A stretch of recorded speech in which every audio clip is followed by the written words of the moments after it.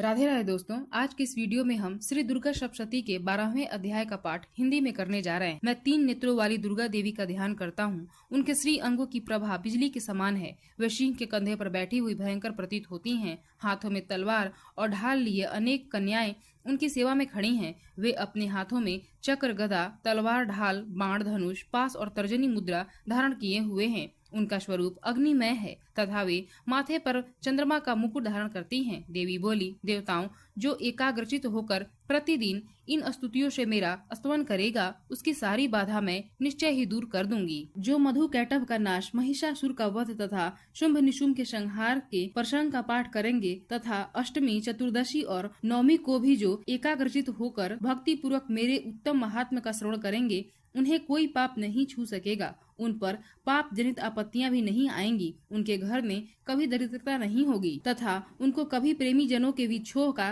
कष्ट नहीं भोगना पड़ेगा। इतना ही नहीं, उन्हें शत्रु से, लुटेरे से, राजा से, शस्त्र से, अग्नि से तथा जल की राशि से भी कभी भय नहीं होगा। इसलिए सबको एकाग्रचित होकर भक्ति पूर्वक मेरे इस महात्म्य को सदा सुनना और पढ़ना चाहिए। यह परम कल्याणकारक है। मेरा महात्म्य महामारी जनित समस्त उपद्रवों तथा आध्यात्मिक आदि तीनों प्रकार के उत्पातों को शांत करने वाला है। मेरे जिस मंदिर में प्रतिदिन विधि पूर्वक मेरे इस महात्म्य का पाठ किया जाता है, उस स्थान को मैं कभी नहीं छोड़ती। वहाँ सदा ही मेरा सानिध्य बना रहता है। बलिदान, पूजा, होम तथा महोत्सव के अवसरों पर मेरे इस चरित्र का पूरा पाठ और श्रवण करना चाहिए। ऐसा करने पर मनुष्य विधि को जानकर या बिना जाने भी मेरे लिए जो बलि, पूजा या होम आदि करेगा, उसे मैं बड़ी प्रसन्नता के साथ ग्रहण करूंगी। शरत काल में जो वार्षिक महापूजा की जाती है, उस अवसर पर जो मेरे इस महात्म्य को भक्ति पूर्वक सुनेगा, वह मनुष्य मेरे प्रसाद से सब बाधाओं से मुक्त तथा धन, धान एवं पुत्र से संपन्न होगा। इसमें तनिक भी संदेह नहीं है। मेरे इस महात्म्य,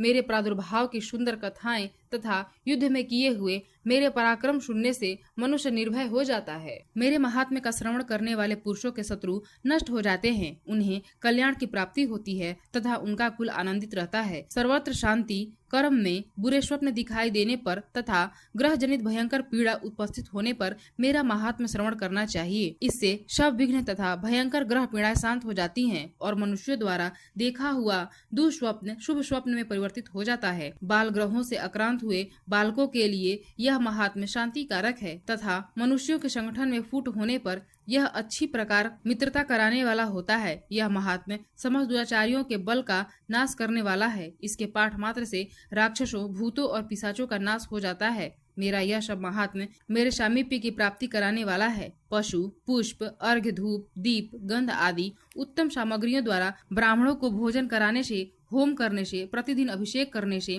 नाना प्रकार के अन्य भोगों का अर्पण करने से तथा दान देने आदि से 1 वर्ष तक जो मेरी आराधना की जाती है और उससे मुझे जितनी प्रसन्नता होती है, उतनी प्रसन्नता मेरे इस उत्तम चरित्र का एक बार श्रवण करने मात्र से हो जाता है। यह महात्म्य श्रवण करने पर पापों को हर लेता है और आरोग्य प्रदान करता है। मेरे प्रादुर्भाव का कीर्तन समस्त भूतों से रक्षा करता है तथा मेरा युद्ध विषयक चरित्र दुष्ट दैत्यों का संहार करने वाला है। इसके श्रवण करने पर मनुष्यों को शत्रुओं का भय नहीं रहता। देवताओं, तुमने और ब्रह्म ऋषियों ने जो मेरी स्तुतियां की हैं तथा ब्रह्मा जी ने जो स्तुतियां की हैं, वे सभी कल्याणमय बुद्धि प्रदान करती है। वन में, शून्य मार्ग में अथवा दावानल से घिर जाने पर, निर्जन स्थान में, लुटेरों के दाव में पड़ जाने पर या शत्रुओं के पकड़े जाने पर अथवा जंगल में सिंह, व्याघ्र या जंगली हाथियों के पीछा करने पर, कुपित राजा के आदेश से वध या बंधन के स्थानों में ले जाए जाने पर अथवा महासागर में नाव पर बैठने के बाद भारी तूफान से नाव के डगमग होने पर और अत्यंत भयंकर युद्ध में